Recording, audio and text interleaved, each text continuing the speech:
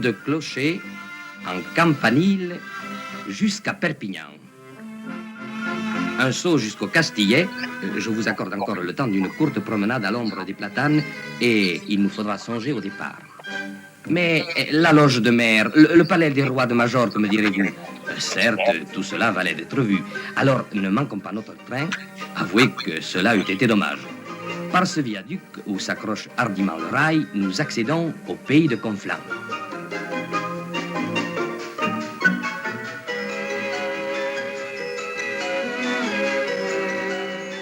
Villefranche, ancienne capitale du Conflans, fortifiée par Vauban.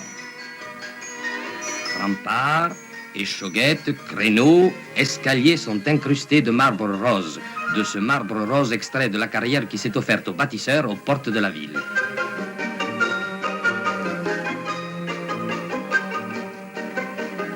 Oui, vous avez raison. Là-bas, c'est la vallée de Vernay-les-Bains, station thermale blottie au pied du Canigou. Votre guide ne ment pas. Maintenant, en voiture pour le pays de Cerdagne. Comment résister au charme de ce petit train si pressé de partir qu'on n'a pas eu le temps de mettre un toit à tous ses wagons? Lorsqu'il franchit le viaduc séjourné, on ne sait plus lequel du train ou du viaduc pourrait se passer de l'autre.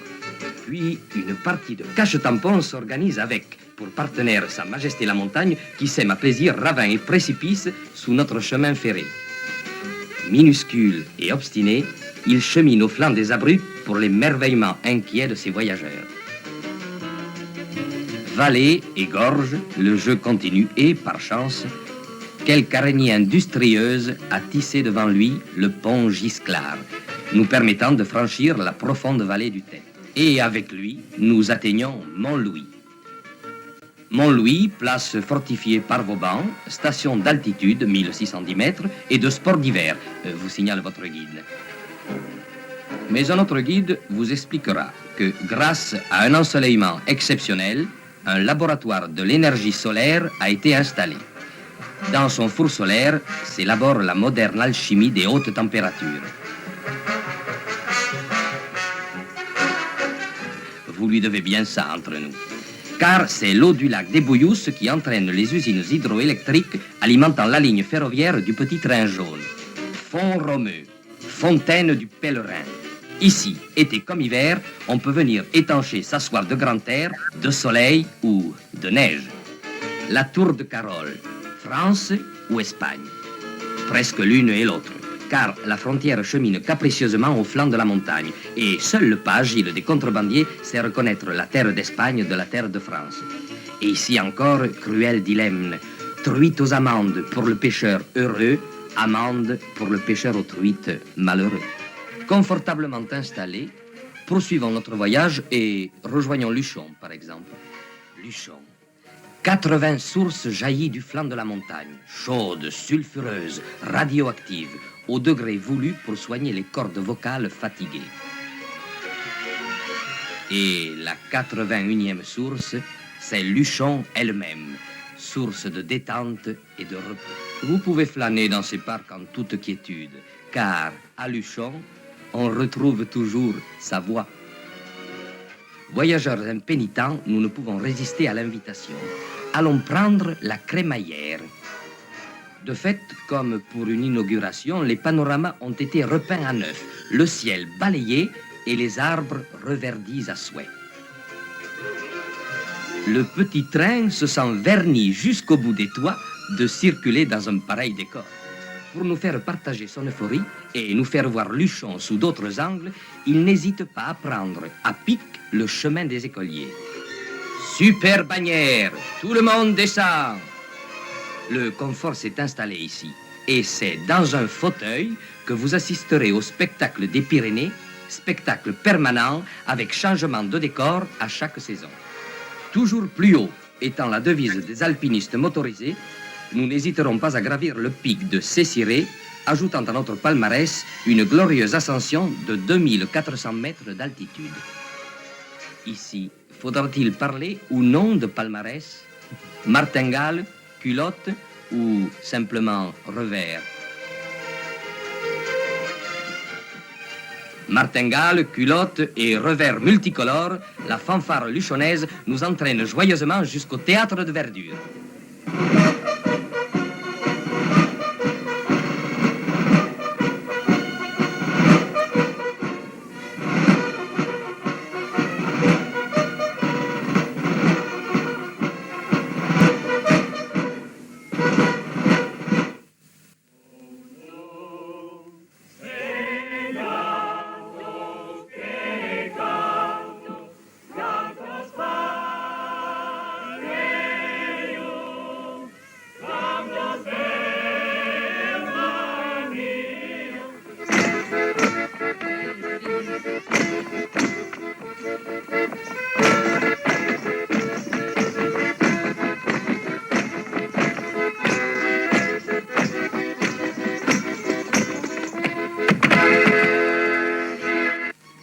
Vous cherchez où je vous amène maintenant.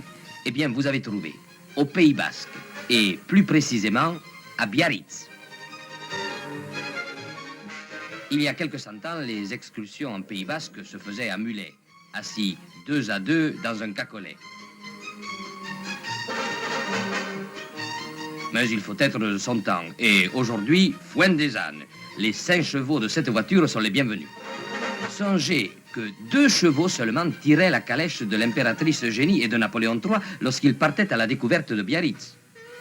Certes, la plage devait être moins peuplée quant aux photographes, mais le site n'a pas changé. Le Port-Vieux, le rocher de la Vierge, éternellement béni par la blanche écume portée par le vent qui chante. Et dans ce concert de louanges, Saint-Jean-de-Luz et ses couleurs. Saint-Ignace, pour être à la mesure de notre enthousiasme, met à notre portée la Rune. Nous ferons le voyage en cœur, le cœur battant, bousculé, pressé d'être là-haut. Le train lui-même est sur les dents.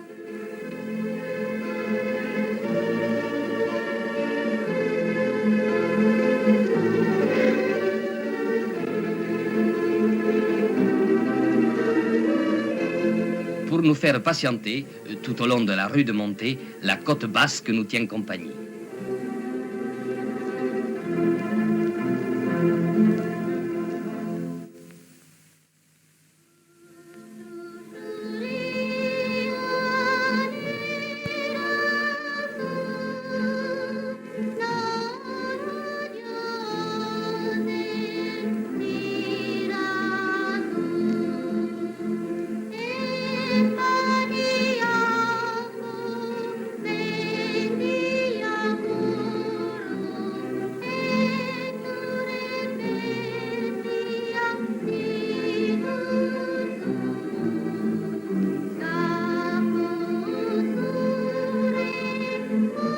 Quel cadre magnifique pour un tableau.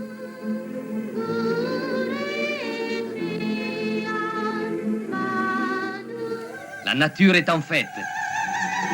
Et à toute fête, il faut des danses.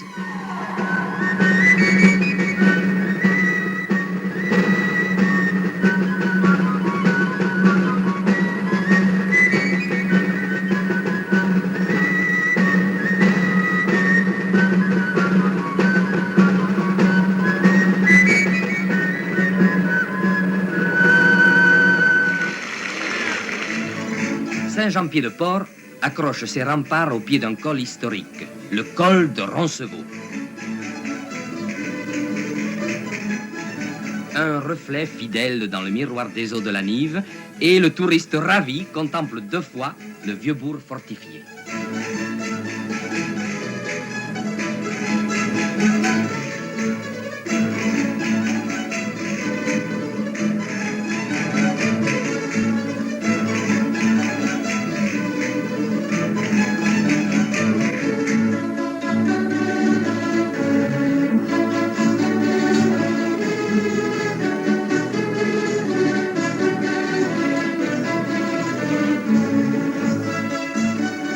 Notre voyage ne saurait s'achever sans passer par Cambo. Les villages basques sont frères pour vous tenir sous le charme, don magnifique d'une fée romantique.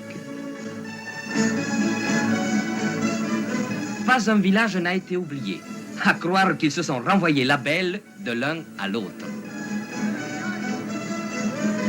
Comme ici, au fronton, on se renvoie la balle.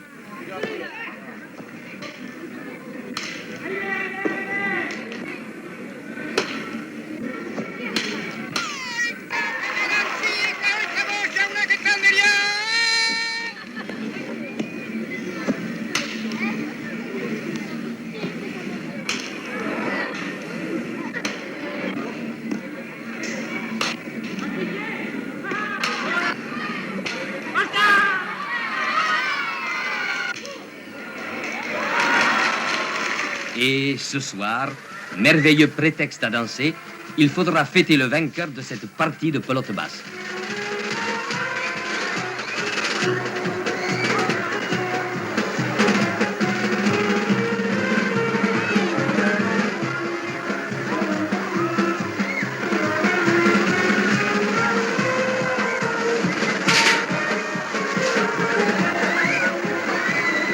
Peut-on rêver plus merveilleux itinéraire, plus belle course que ce voyage qui se prolongera dans l'éblouissement des souvenirs, de la Sardane au Fandango?